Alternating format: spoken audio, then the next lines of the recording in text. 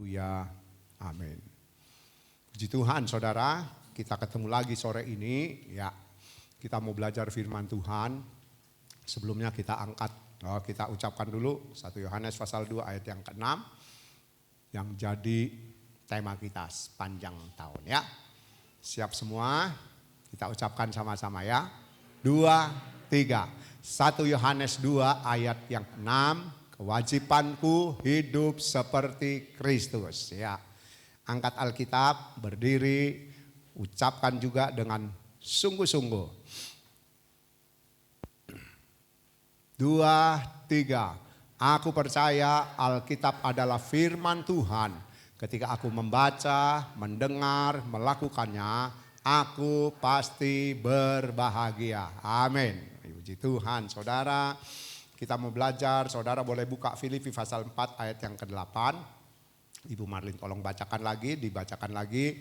Ya, kita akan belajar dari ayat itu bahwa kehidupan Kristus yang ada di dalam hidup kita itu harus dinyatakan lewat hidup yang saudara dan saya jalani. Dan dari Filipi pasal 4 ayat yang ke-8 kita belajar bahwa kita mau memiliki hidup suci.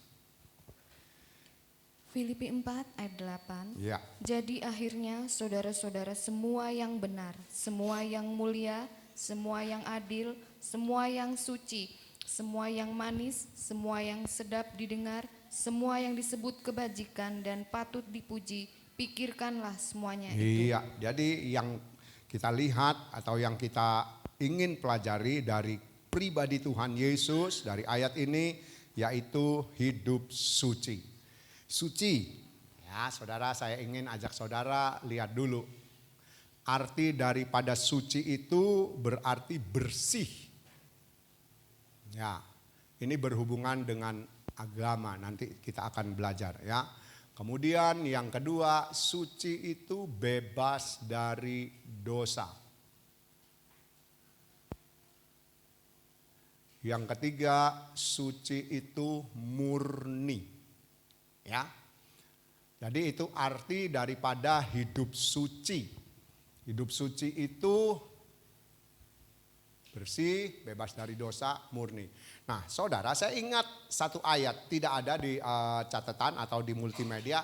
Tolong Marlin baca Ibrani 12 ayatnya yang ke-14 ya. Kita baca dulu, kemudian kita akan sama-sama belajar. Ibrani 12 ayatnya yang ke-14 ya. Itu muncul tadi ketika saya akan maju. Ibrani 12 ayat yang ke-14. Ibrani 12 ayat 14. Ya. Berusahalah hidup damai dengan semua orang dan kejarlah kekudusan. Ya. Sebab tanpa kekudusan tidak seorang pun akan melihat Tuhan. Nah saudara, jadi hidup suci, hidup benar, hidup kudus atau hidup sempurna itu sama ya, cuma pemakaian bahasa saja. Makanya Tuhan Yesus berkata, hendaklah kamu sempurna seperti Bapamu sempurna. Hendaklah engkau suci seperti Bapamu suci. Hendaklah engkau bersih seperti Bapamu bersih. Ya, hendaklah engkau kudus seperti Bapamu kudus. Nah saudara, hidup suci, hidup kudus dari Ibrani pasal 12 ayat yang ke-14, maka saudara dikatakan oleh ayat itu kejarlah. Kejarlah. Kita tidak mungkin ya saudara bisa tahu-tahu jadi orang yang suci. Enggak bisa. Kita enggak mungkin tahu-tahu bisa jadi orang yang benar, orang yang kudus, orang yang sempurna. Dengan jelas sekali firman Tuhan katakan kejar. Ya, jadi kejar itu berarti saudara dan saya untuk hidup suci itu harus diusahakan. Ya.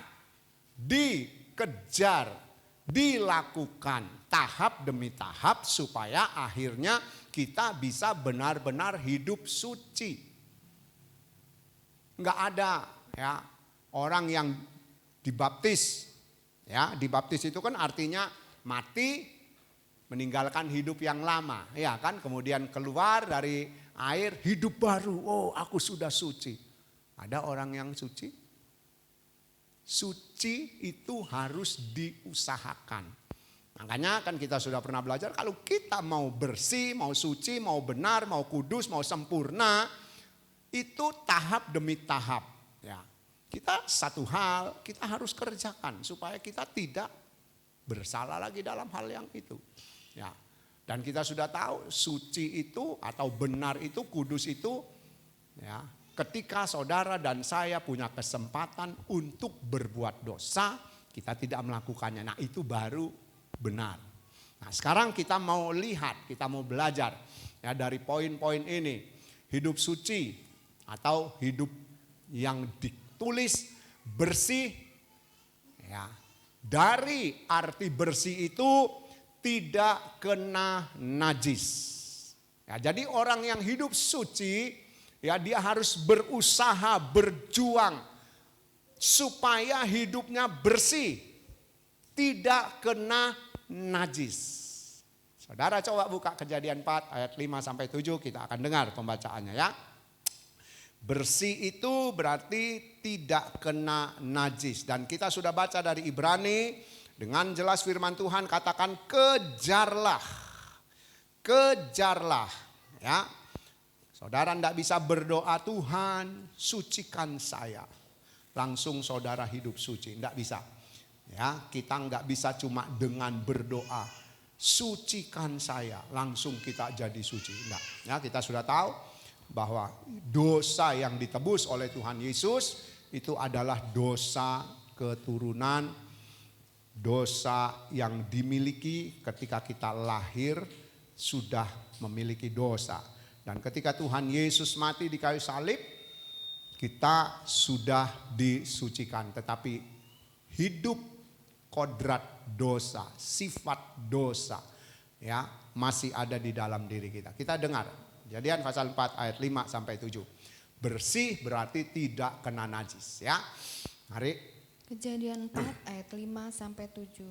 Tetapi Kain dan korban persembahannya tidak diindahkannya. Lalu hati Kain menjadi sangat panas dan mukanya muram.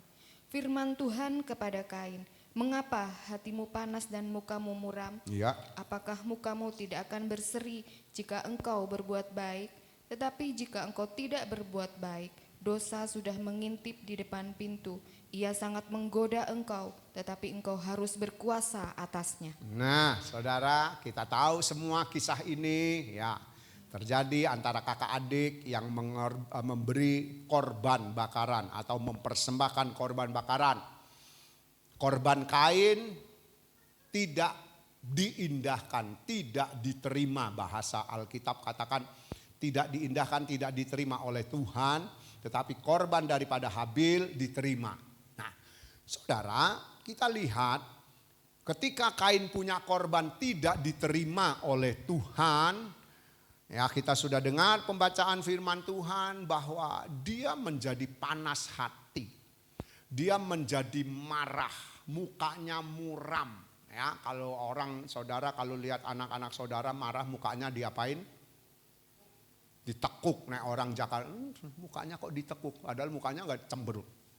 Nah, saudara, jadi Kain itu mukanya jadi cemberut, hatinya panas, marah. Loh, saudara, kalau kita lihat loh, ini yang nggak nerima dia punya korban persembahan kan bukan Habil. Ya kan, kalau kita mau lihat aneh tapi nyata, saudara. Habil nggak ikut apa-apa, ya, dia punya korban bakaran tidak diterima oleh Tuhan, tapi dia marahnya sama Habil. Nah, Tuhan sudah peringatkan ayat 7.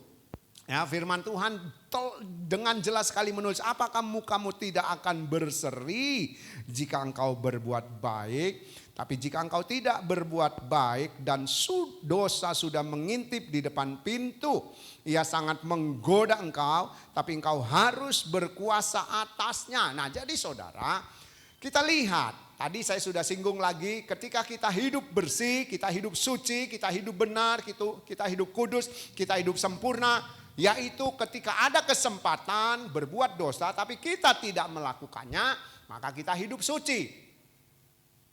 Nah, jadi suci adalah bersih, tidak kena najis. Kain sudah diingatkan oleh Tuhan, sudah dikasih tahu, sudah diperingati, ya, sudah dikasih warning. Dosa mengintip di depan pintu. Kalau engkau tidak bisa menguasai, maka dosa itu akan menguasai hidupmu.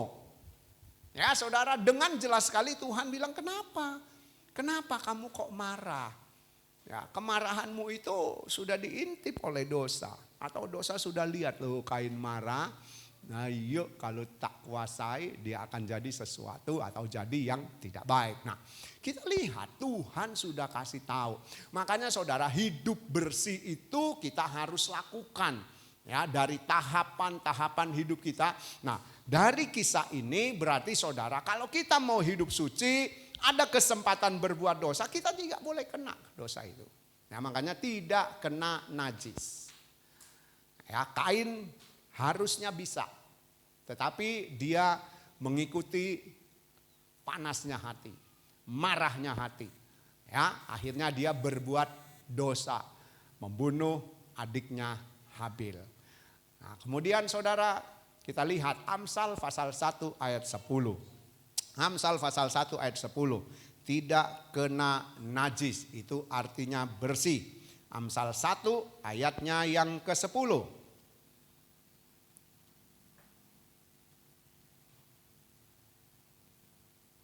1 ayat 10. Ya, Hai anakku, jikalau orang berdosa hendak membujuk engkau, janganlah engkau menurut. nah, hai anakku, jikalau ada orang berdosa membujuk engkau, janganlah engkau menurut. Saudara, tadi dosa yang ngintip di depan pintu, dia ngincar Kain, dia mau membuat Kain jatuh dalam dosa, dan Tuhan sudah memperingatkan Kain untuk tidak berdosa, untuk tidak mengikuti hatinya yang lagi marah, yang sedang panas, tapi nyatanya dia tidak bisa menguasainya. Akhirnya hidupnya kena najis, tidak bersih di hadapan Tuhan. Amsal pasal 1 ayat 10 dengan jelas, kalau ada temanmu, kalau ada orang, ya dikatakan, hai anakku, jikalau orang berdosa hendak membujuk engkau, janganlah engkau menurut. Ini loh saudara.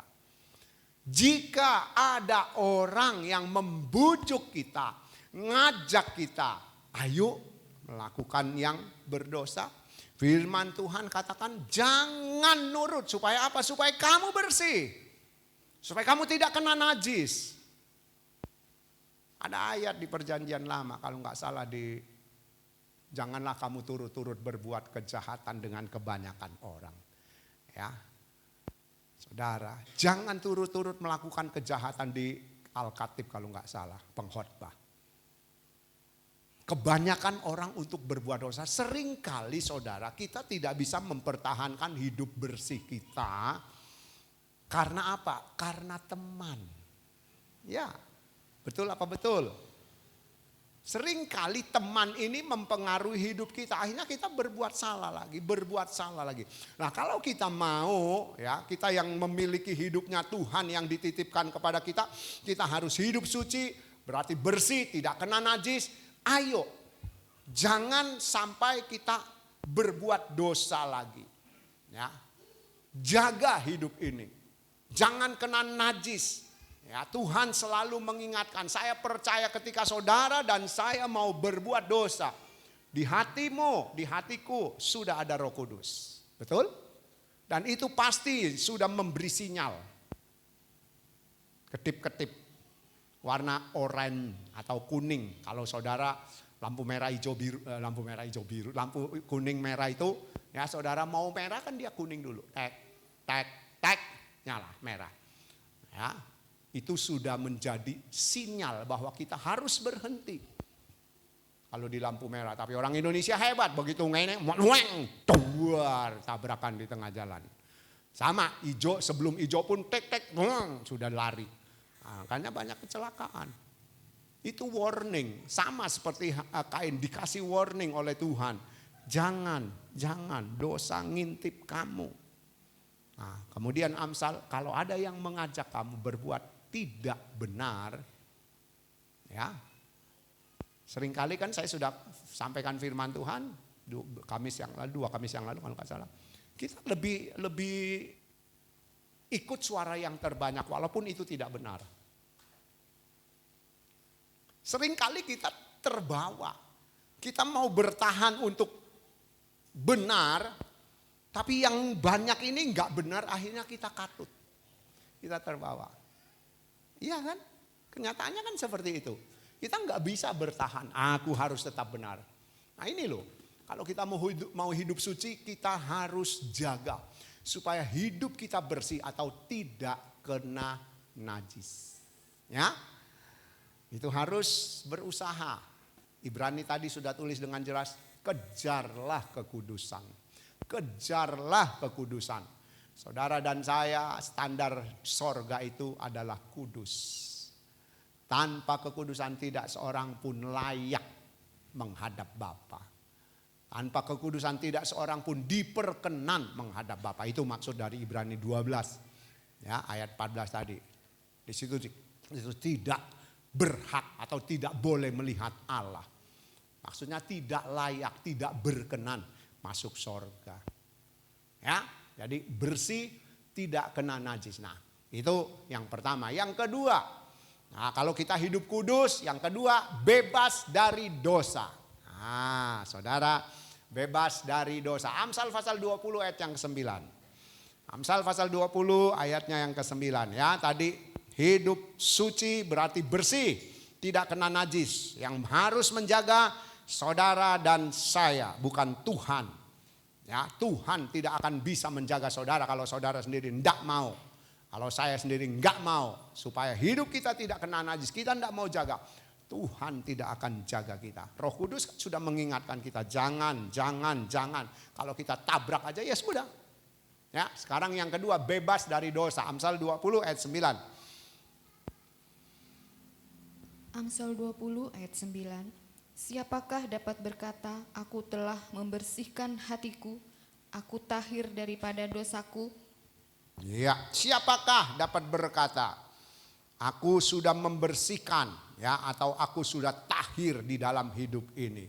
Saudara, Amsal ini saya baca dari bahasa Indonesia masa kini. Adakah orang yang bisa berkata, hatiku bersih, aku sudah bebas dari dosa?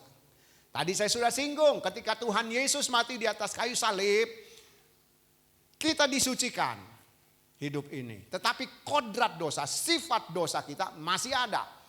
Ya, dan itu seringkali muncul. Seringkali ingin menguasai hidup kita. Seringkali ingin membuat kita tidak bisa berbuat benar. Saudara, makanya poin yang pertama tadi, kita harus jaga hidup ini tetap bersih supaya tidak terkena najis. Kalau kita bisa jaga hidup ini tidak terkena najis, saudara dan saya akan bebas dari dosa. Ya, Amsal 20 katakan, siapa yang dapat berkata hatiku sudah bersih, hidupku sudah bersih? Enggak ada. Karena sifat dosa, kodrat dosa yang ada di dalam hidup kita itu masih ada. Ya, masih ada, dan itu butuh waktu, butuh proses untuk diperbaiki. Ya, dengan cara apa? Ketika ada kesempatan berbuat dosa, kita tidak melakukan dosa. Berarti kita lulus dalam hal itu. Ya kan, satu hal, saudara mau marah, saudara tahu marah itu boleh. Tapi kalau marah yang sudah tidak terkendali itu enggak boleh. Ya, orang tua marah terhadap anak boleh. Orang tua yang enggak marahin anak itu orang tua yang enggak benar. Ya, enggak beres, enggak benar. Kalau anak salah kasih tahu, marah enggak apa-apa. Ya, nah kita lihat ayat ini berkata, siapakah yang dapat berkata, atau adakah orang yang bisa berkata hatiku bersih, aku sudah bebas dari dosa? Tidak ada. Kita tahu hati adalah pusat hidup manusia. Ya, Tuhan Yesus pernah berkata, apa yang masuk ke dalam mulutmu itu tidak menajiskan. Itu tidak membuat kita berdosa. Tetapi apa yang ada di dalam hatimu, keluar dari mulutmu, itu yang menajiskan hidupmu. Ya. Makanya ayat ini berkata, siapa yang dapat berkata hatiku sudah bersih? Tak. Hati kita ini penuh tipu muslihat. Ya, penuh tipu muslihat. Makanya Rasul Paulus pernah berkata, hatiku ingin berbuat yang baik, tapi yang kulakukan yang tidak baik. Hatiku ingin supaya aku tidak berdosa, tapi yang aku lakukan yang berdosa. Itu loh. Itu. Ya, jadi itu ada di dalam hati kita. Peperangan itu ada di dalam hati kita. Ya, saudara, jadi kita lihat kita harus bersih tadi, tidak kena najis. Yang kedua arti dari suci, supaya hidup saudara dan saya bebas dari dosa. Amsal 13 ayat 6. Ya, Amsal 13 ayat yang ke-6.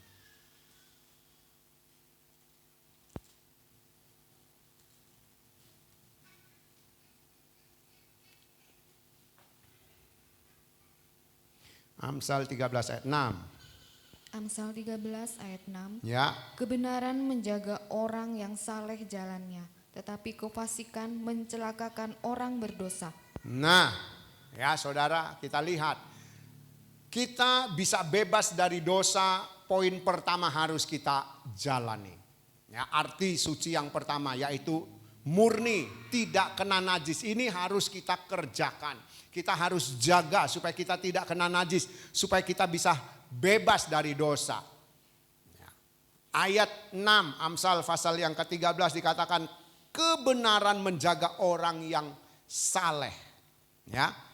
Kebenaran menjaga orang yang saleh, orang yang suci, orang yang benar, orang yang kudus jalannya. Saya tambahin, saleh itu suci, benar, kudus, sempurna jalannya. Tapi kefasikan mencelakakan orang berdosa.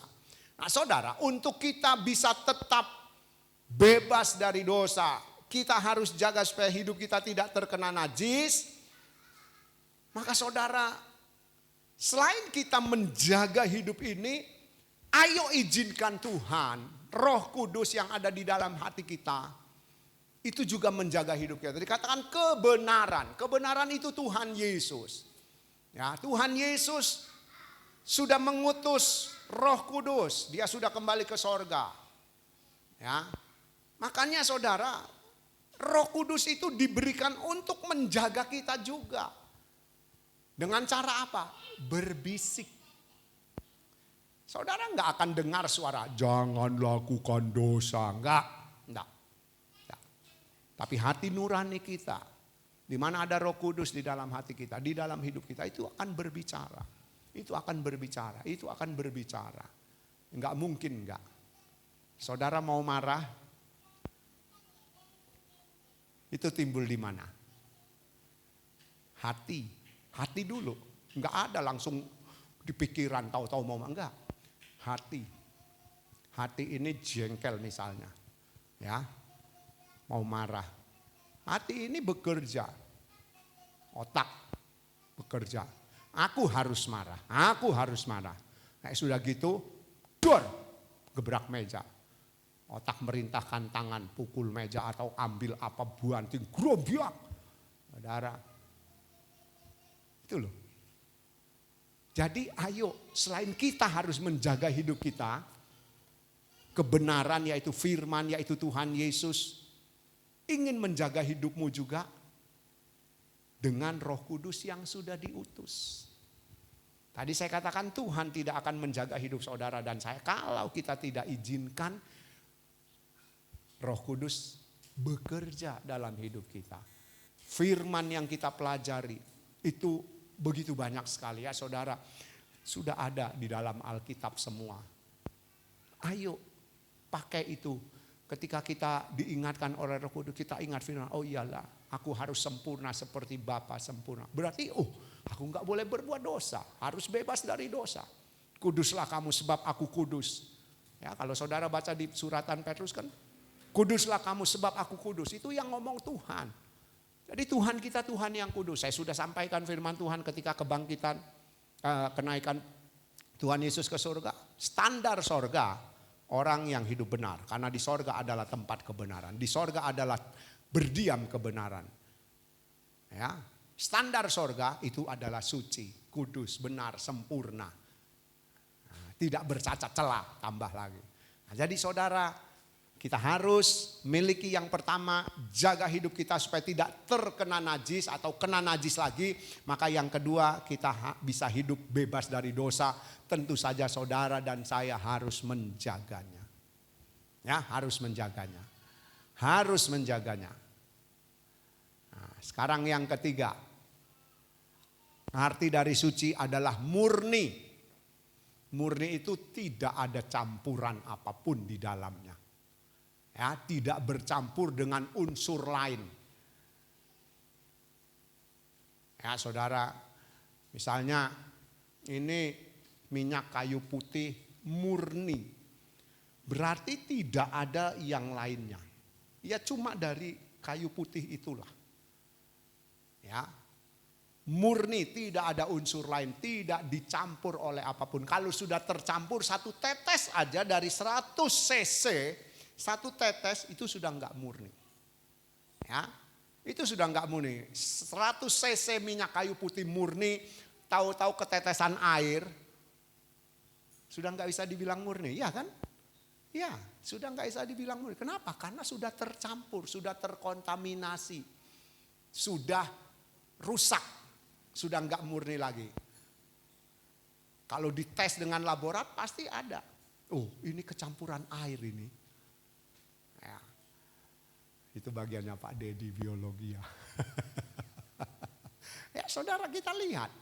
Murni itu tidak bercampur dengan unsur lain atau tidak ada yang lain yang masuk. Nah, kita lihat 2 Timotius 2 ayat 22. Yuk, kita lihat 2 Timotius pasal 2 ayat 22. 2 Timotius pasal 2 ayatnya yang ke-22.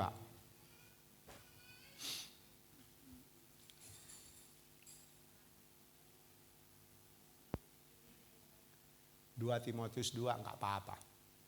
Enggak usah kesusun, ntar salah baca malah. Ayat 22, 2 Timotius pasalnya yang kedua.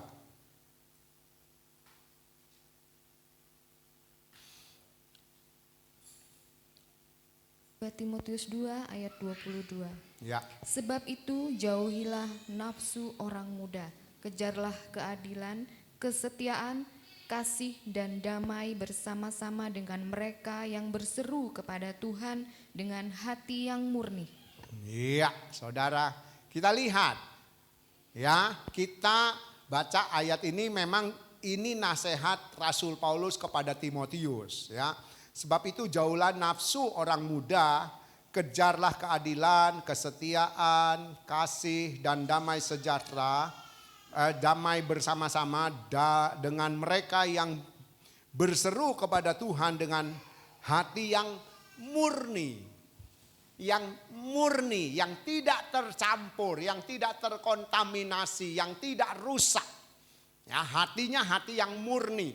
Nah, kita lihat saudara, Rasul Paulus menasehati Timotius supaya dia tidak mendekatkan diri dengan nafsu orang-orang muda, atau jangan sampai nafsu orang-orang muda itu masuk dalam tubuhnya, dalam dirinya, dalam kepribadiannya. Kenapa? Karena orang-orang muda pada umumnya, ya pada umumnya enggak boleh ngomong kalau orang muda yang takut Tuhan. Ya. Orang muda pada umumnya lebih condong melakukan hal-hal yang tidak sesuai firman Tuhan.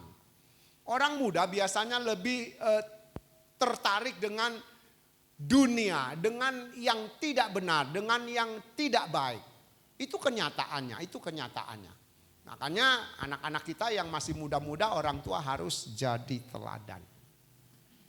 Orang tua harus masih bisa tetap mengingatkan. Jangan dilepas kayak kuda, saudara. Kuda lepas kandang, kuda liar itu wah lari kemana-mana. Seenaknya dia mau apa dia kerjakan. Orang tua ayo. Ya. Kita harus suci. Harus suci. Yang kedua tadi bebas dari dosa. Nah, ketika kita bisa bebas dari dosa, maka hidup kita akan jadi hidup yang murni, yang tidak bercampur dengan dosa. Ya, makanya Rasul Paulus katakan jauhkanlah, ya jauhkanlah ya saudara. Hidup murni itu saudara, hidup yang tidak bercampur dengan dosa itu saudara, berarti kalau ada hal yang tidak baik di dalam diri kita, ini loh yang kita harus buang. Ini yang harus kita buang. Bercampur yang masuk ke dalam hidup kita itu, yang tidak baik ini yang harus kita buang. Ya, yang harus kita singkirkan ya. Kita mau saudara menjaga hidup ini. Menjaga hidup ini. Ada satu ayat lagi. Yuk kita baca.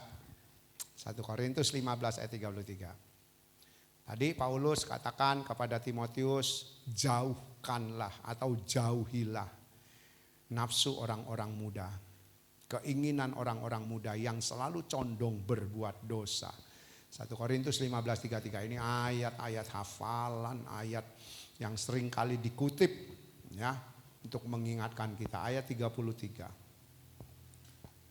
1 Korintus 15 ayat 33. Ya. Janganlah kamu sesat, pergaulan yang buruk merusakkan kebiasaan yang baik. Iya, jangan sesat. Pergaulan yang buruk merusak kebiasaan. Nah, kebiasaan.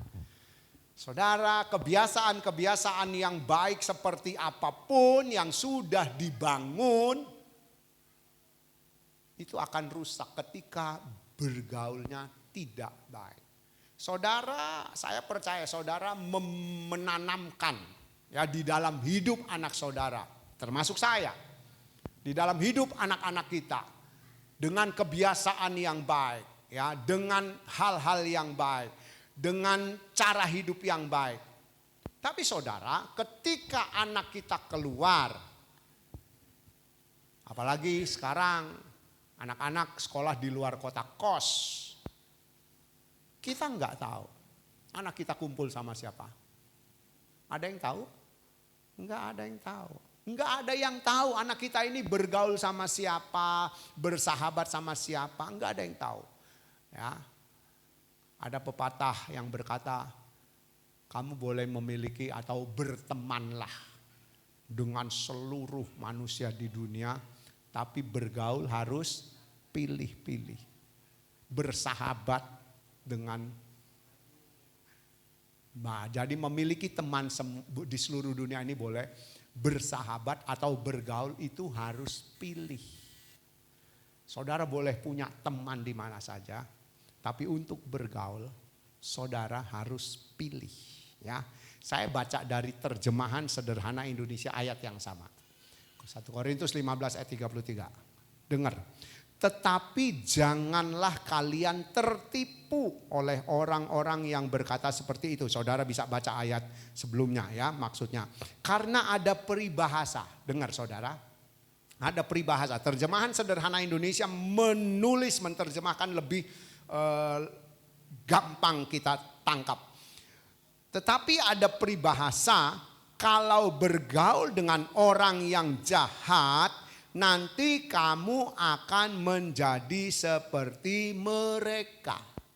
Makanya kan ada istilah kumpul dengan penjudi, cepat atau lambat akan jadi penjudi. Saudara kumpul dengan perokok, ya, cepat atau lambat akan jadi perokok. Kumpul dengan siapa saja. Yang namanya kumpul itu kan berarti bergaul terus, bersahabat. Bukan cuma teman. Kalau teman cuma ketemu, hei apa kabar, selesai. Tapi kalau bergaul, kumpul, ya bersahabat. Ya. Sedang orang jatuh cinta aja pepatah Jawa ada istilah, witing trisnos, jalaran sukong glubet. Yang glubet aja jatuh cinta. Ya, jatuh cinta karena sering kumpul, glubet. Ya, mekai wis pokoknya kemana ada berdua. Lama-lama seneng, jatuh cinta. Padahal tadinya enggak seneng, mungkin lihat enggak ganteng, sing cowok elek sing wedok. Tapi karena sering kumpul, bisa seneng, akhirnya cinta. Nah, kita harus pilih saudara untuk bergaul supaya kita punya hidup ini loh. Jangan sampai tidak murni. Ya. Hidup ini harus tetap murni, tidak tercampur, tidak terkontaminasi, tidak masuk hal-hal yang tidak baik di dalam hidup kita. Nah, itu yang namanya hidup suci. Jadi hidup suci itu tahapannya yang tadi kita sudah lihat ya, yang kita sudah belajari, kita harus bersih, tidak kena najis, kita harus miliki itu. Kalau kita bisa kerjakan itu, maka kita akan bebas dari dosa. Tapi untuk bebas dari dosa, maka kita harus miliki yang ketiga, tetap jaga hidupmu, pergaulanmu, supaya kita tidak rusak kebiasaan yang baik. 1 Korintus 15 tadi, pergaulan yang jahat merusak kebiasaan yang baik. Saudara, kebiasaan yang saudara sedang bangun, dengan saya sedang bangun untuk menjadi seperti Kristus, ini jangan sampai rusak.